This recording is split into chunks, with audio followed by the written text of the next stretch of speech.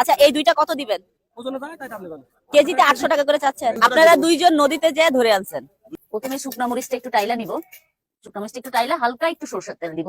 এই যে কাঁচা মরিচটা দিয়ে দিলাম শুকনো মরিচের সাথে। আমাদের মরিচটা হয়ে গেছে, আমরা মরিচটা উঠিয়ে ফেলি।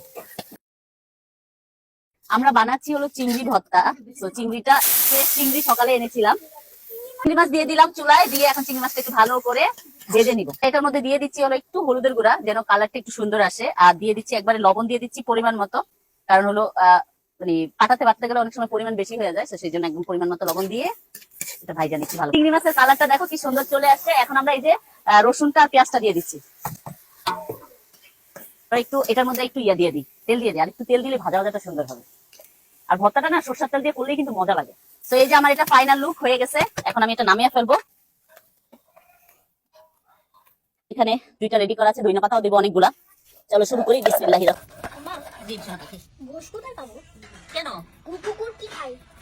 তো আমরা এখন এই যে দেখো ইয়েটা চিংড়ি মাছটা বাটতেছি। তো ফাইনালি আমাদের বাটা হয়ে গেছে, এখন আমি জাস্ট ধইনা পাতাটা বাটবো। তো আমার ভর্তা মোটামুটি হয়ে গেছে, এখন জাস্ট ভর্তাটা উঠাবো। এত ফ্রেশ লাগতেছে না, মানে ভর্তাটা দেখি মজা লাগতেছে। এই যে দেখো, খাবে আম্মা? তো এই যে ভর্তা রেডি, এখন আমি এটা ভাত দিয়ে খাবো।